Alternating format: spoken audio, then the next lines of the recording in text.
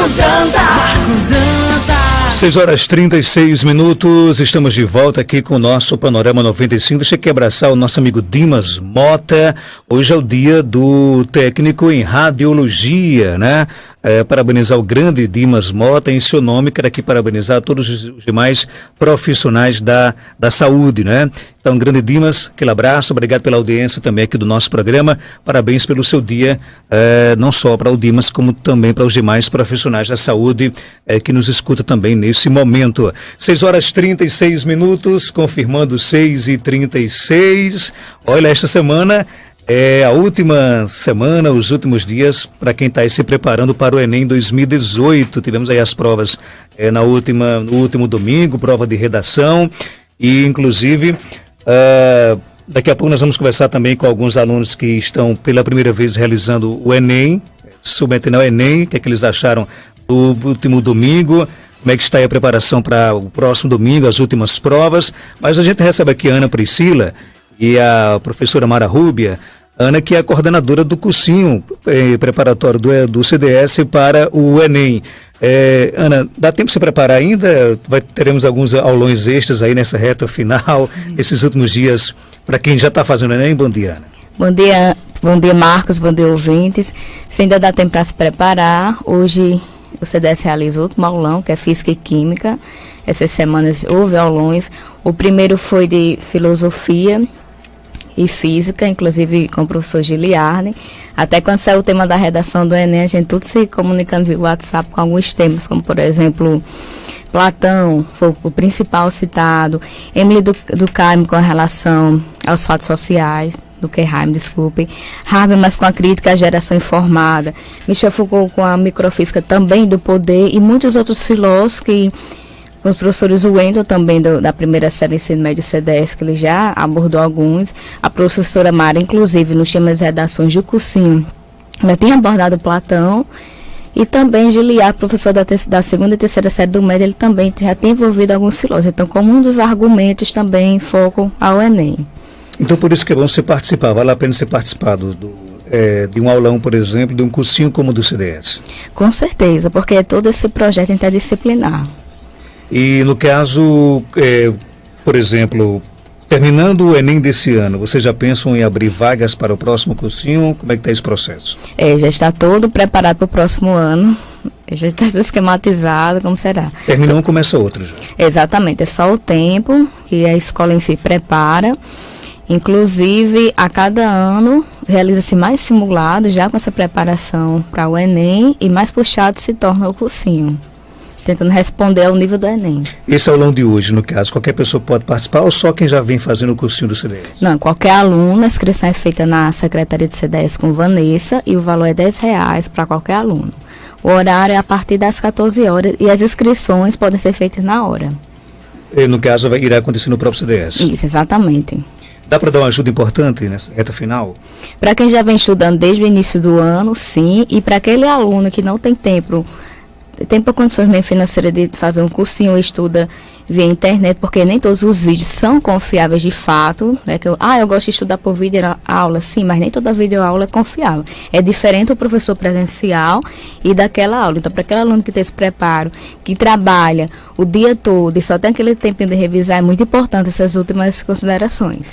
Então, vamos lá. Quem quiser participar do último aulão que o CDS irá oferecer, para quem está fazendo já as provas, quando é que faz a inscrição? Mesmo no local? Exatamente, pode fazer na hora, às 14 horas, no local, pode fazer com Vanessa.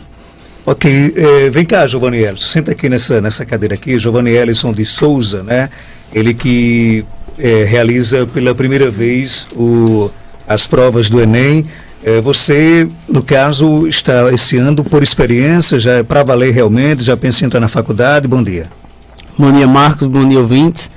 Esse ano eu fui por experiência, que eu estou no segundo ano do ensino médio. Ano que vem é para valer mesmo. Eu gostei da prova. Como é que foi a sua preparação? Minha preparação, eu gostei muito porque meus professores, como falou aqui, está até presente, eu gostei muito esse ano da escola que eu vim fazer parte, o CDS, eles preparam muito bem, inclusive na prova. Realmente caiu os temas e abordados em sala. E foi uma prova, como eu já disse, caiu o que a gente estudou.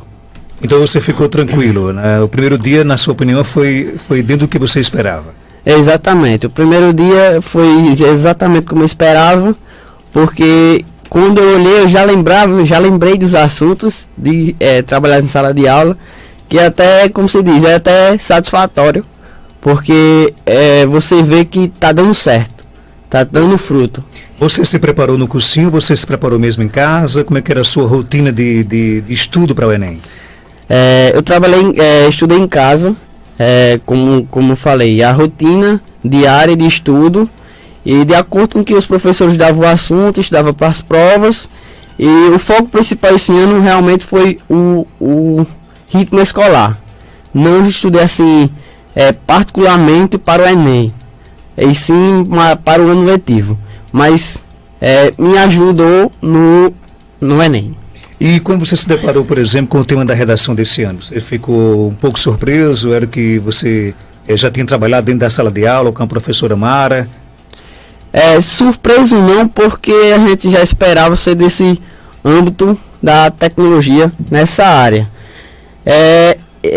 A questão do tema, como é um tema que a gente dificilmente vai acertar porque é coisas específicas, mas foi um tema que deixava várias brechas, vários caminhos a seguir, de acordo com ele. E aí, como falou, a gente trabalhou sim em sala de aula, só que como eu falei, é uma questão que é algo específico que ele pede, e o tema desse ano, ele dava vários caminhos a seguir.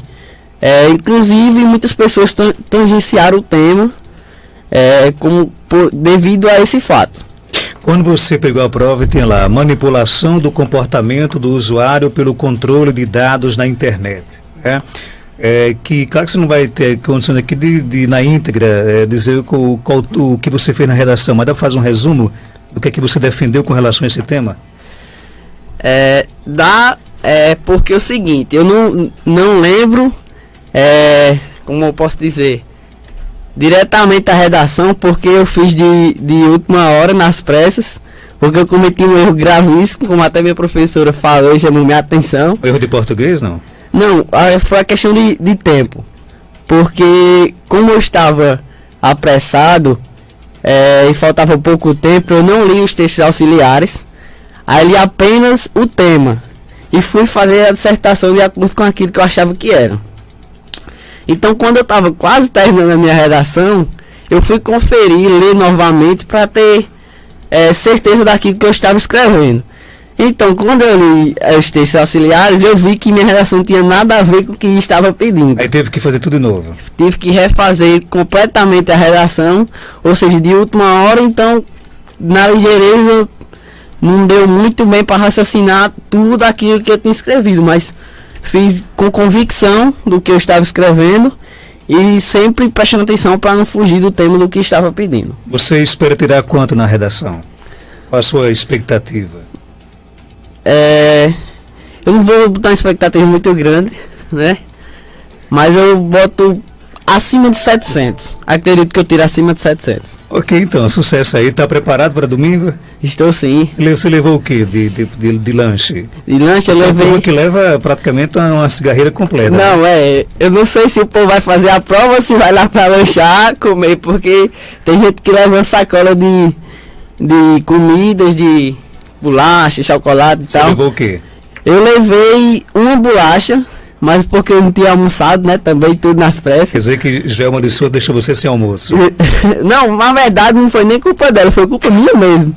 Que eu remanchei muito lá, e tive que tomar banho e tal, tudo nas pressas. Que eu tinha feito outras coisas pra ir fazer a prova. Aí não deu tempo pra almoçar, eu levei só uma bolacha, mas nem comi também. Só levei uma garrafa de água e 2 canetas, pronto. Fiz a prova. Ok, então, boa sorte aí domingo, viu? Obrigado, Marcos. Mara, vem pra cá, Mara. Mara Rubio, professora de português, professora de redação também do Colégio Diocesano Sergipense, né? Enquanto o Giovanni Ellison estava ali falando, dizendo que se atrapalhou um pouco na redação, Mara estava ali preocupada Professora também sofre com os alunos nessas provas? Com certeza, sofre muito, assim, nessa semana, na verdade, até no domingo à noite, eu fiquei até tarde respondendo mensagens, os alunos, Mara, leia a minha redação, leia a minha introdução, eu falei disso, tá certo, tá errado.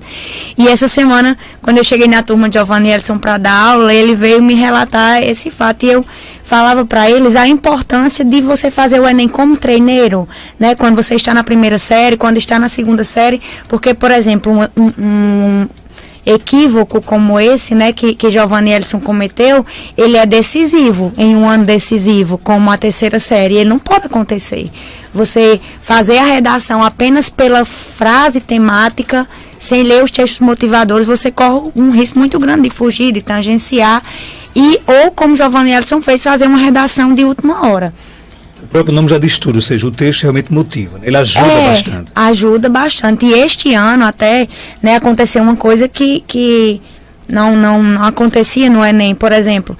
Antes de serem divulgados os textos motivadores da prova, os professores estavam apreensivos sobre como se posicionar a respeito do tema, porque a frase temática ela não foi clara, como em anos anteriores, que trazia formação educacional do surdo no Brasil, né? Então a gente já sabia sobre o que era que iria tratar, e esse ano não. Eles trouxeram um tema mais amplo, não situaram no Brasil, por exemplo, né? Deixou, como Giovanni Elson disse, o tema traz vários recortes, né, que podem ser considerados. Então é muito importante a leitura dos textos motivadores. Você acha que foi por exemplo, uma decisão positiva colocar a redação no primeiro dia das provas? Eu acho que sim, foi eu gostei desse rearranjo, né, que o Enem teve o ano passado, colocar humanas e linguagens para um dia junto com a redação, até porque eu, né, até digo aos alunos, não façam a redação primeiro, porque, por exemplo, na prova de linguagens, de humanos, tem muito conteúdo de filosofia, de sociologia, história, que eles, fazendo a leitura das questões, podem utilizar na hora da redação. Eles não podem copiar o que está na questão ou o que está no texto motivador, mas eles podem pegar a ideia e usar para construir a sua argumentação. Então, isso, de certa forma, favoreceu o candidato na redação. Que última dica você daria para os seus alunos que estão aí na expectativa das últimas provas domingo? Né, eu já até comentei isso segunda-feira, né, algumas pessoas se desanimam no primeiro dia, conferem gabarito, extraoficial, mas assim, a prova do Enem, o resultado do Enem, ele é um enigma, né, até porque a gente não pode fazer, a contagem não é pela quantidade de questões que você acertou. A gente sabe que tem a teoria de resposta ao item, que leva em consideração o desempenho dos outros candidatos. Então, não há com que se desanimar. Você não sabe como foi o desempenho do seu concorrente. Então, a melhor alternativa é ir domingo para a prova com animação e ciente de que você pode dar seu melhor e conseguir um excelente resultado. Você gostou do tema desse ano, da redação? Marcos, assim, eu achei um tema, de certa forma, excludente. Não é um tema que abrange 100% da população brasileira, porque, assim, embora seja uma minoria, nós precisamos considerar que o acesso à internet, o acesso à tecnologia, não é algo que faz parte de 100% da população.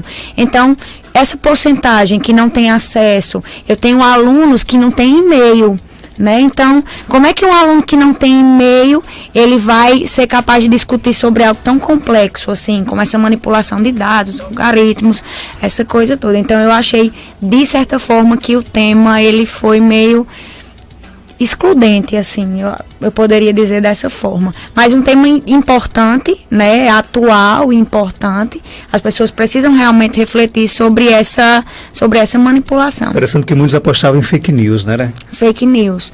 Inclusive... Mas queira ou não, tem um pouco a ver também. Claro que tem, porque, por exemplo, o tema era manipulação do comportamento. Então, o objetivo principal das fake news é justamente esse, manipular o comportamento. Quando fala de manipulação de comportamento, Marcos, os textos motivadores trouxeram a manipulação que está relacionada ao consumismo. Mas, por exemplo, esse comportamento pode estar relacionado a ideologias, que aí a gente encaixaria as fake news, os discursos de ódio na internet, o recorte temático esse ano foi muito amplo. Inclusive, eu tenho até, assim, medo de arriscar agora o que é que vai ser, o que é que eles vão considerar fuga, o que é que vão considerar tangenciamento, porque o tema em si ele dá margem para muitas discussões.